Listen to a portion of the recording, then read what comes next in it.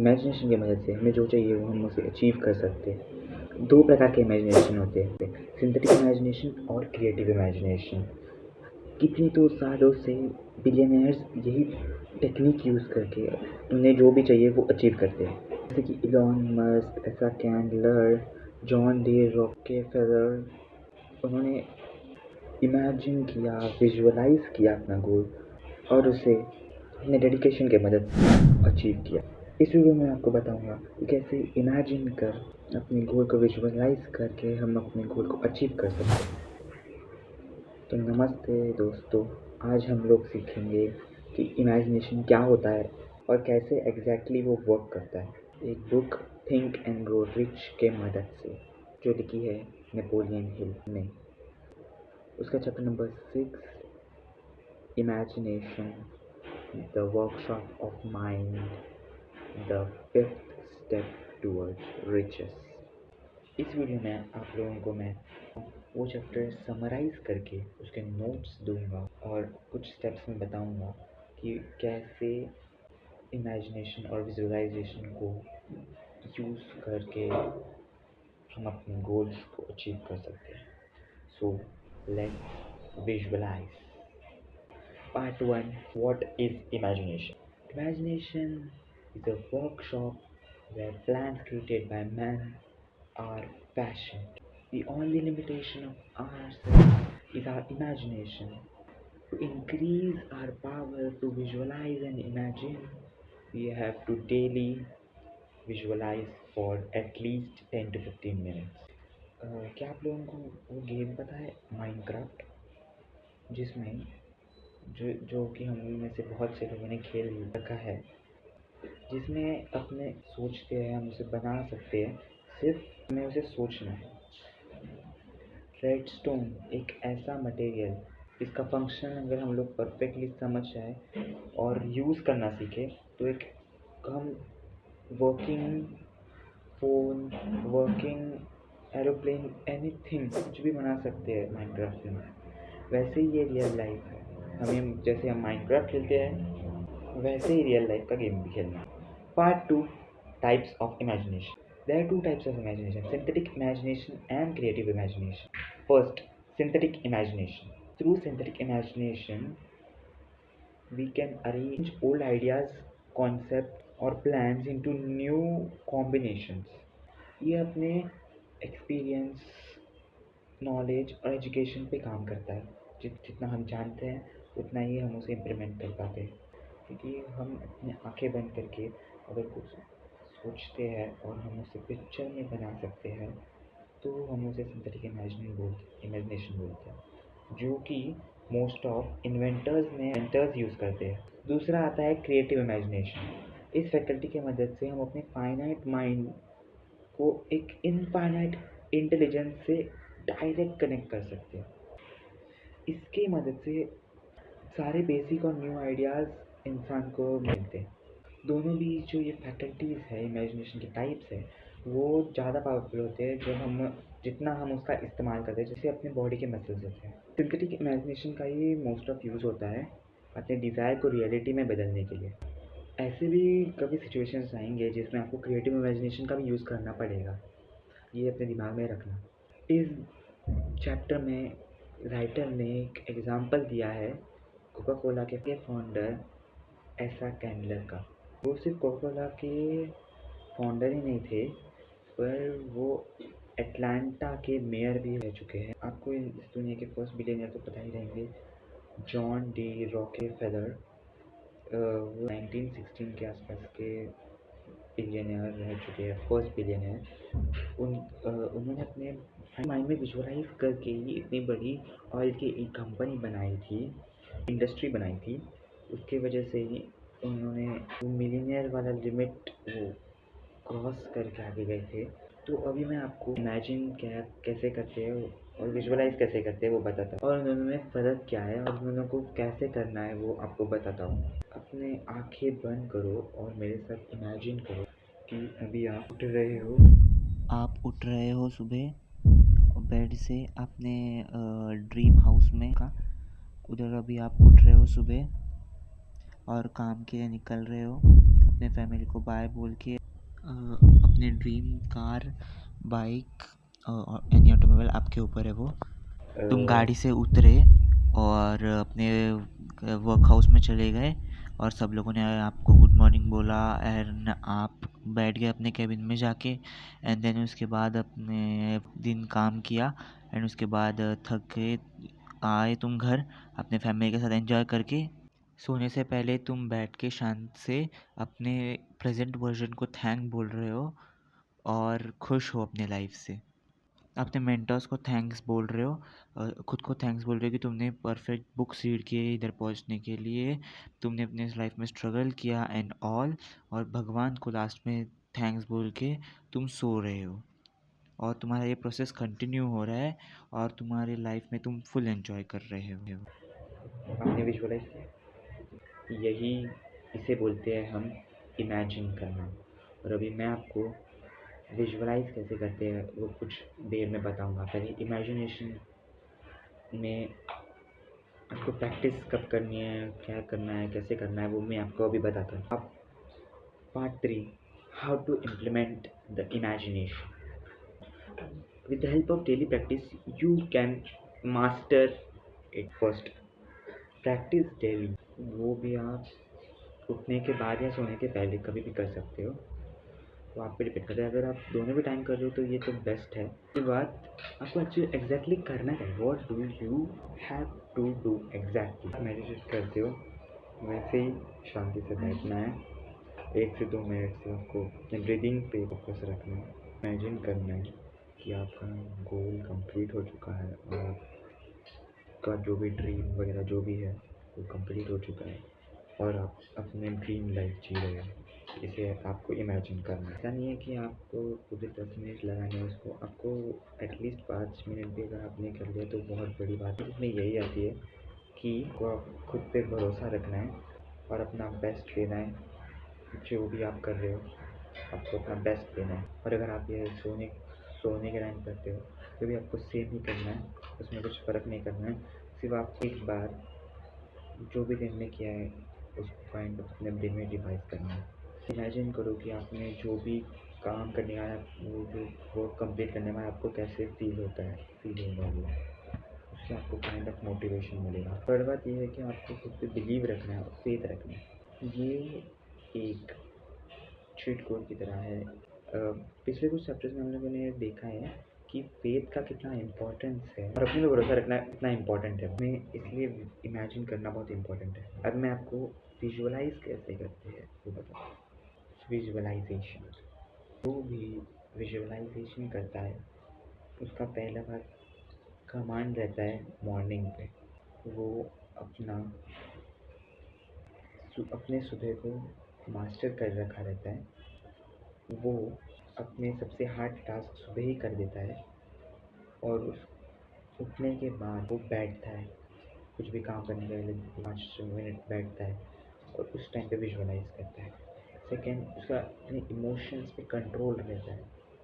मतलब अगर इस टाइम पे करना है तो उस पर फोकस करना है, इस टाइम पे टाइम पास करना है तो ठीक है थोड़ी देर कर लो, पर जिस टाइम पे फोकस करना है उस टाइम पे बिल्कुल नहीं। उसके बाद उसे खुद पे बिलीव रहता है, क्योंकि मैंने बोला कि इमेजिनेशन के लिए भी इम्पोर्टेंट है।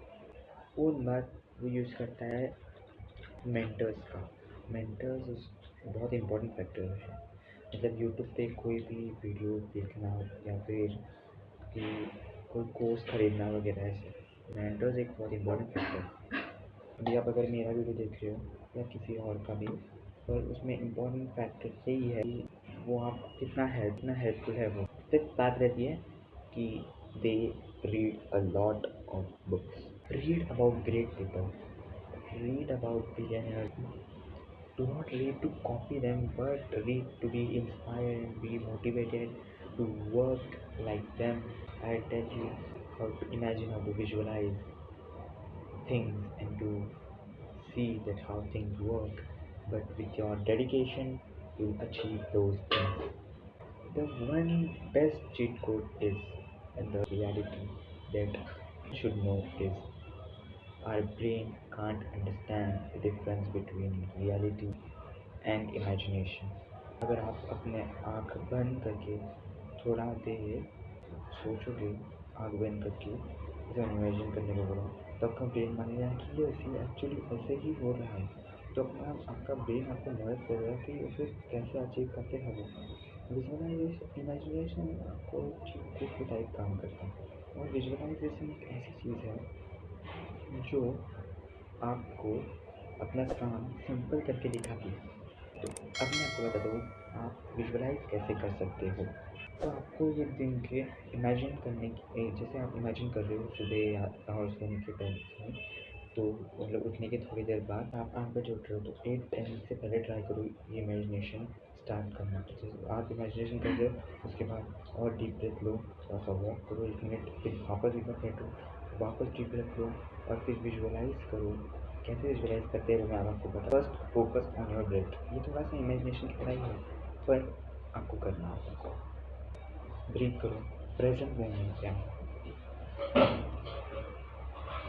समझो, सुनो अच्छे से। कितना टाइम एक्चुअली है तुम्हारे पास।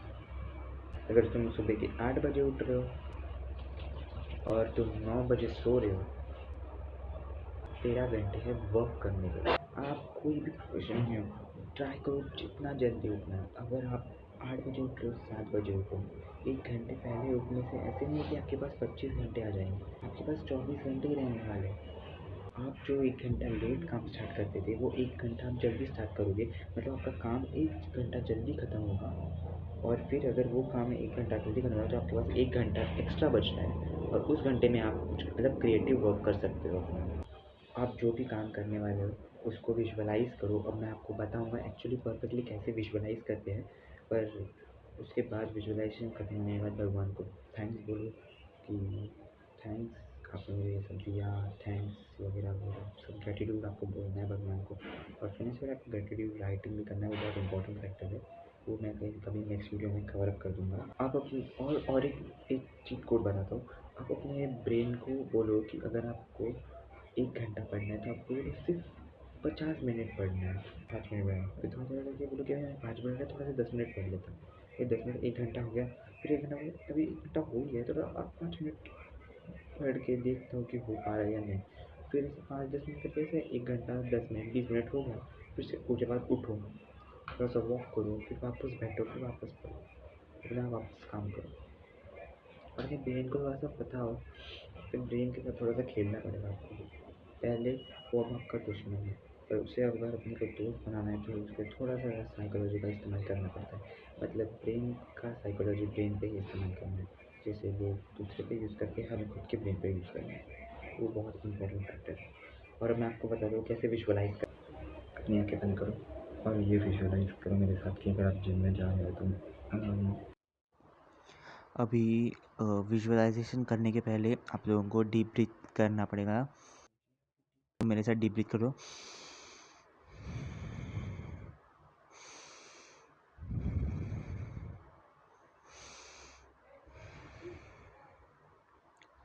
अभी 15 रेप्स मारने हैं हम लोगों को, ठीक है। तो अभी स्टार्ट करते हैं पहले रेप्स के साथ। अभी आपको शांत रह के एक एक रेप को विजुअलाइज करना है, ठीक है। एनर्जी फील करनी है वो 1 2 3 4 5 6 7 8 9 10 11 12 13 14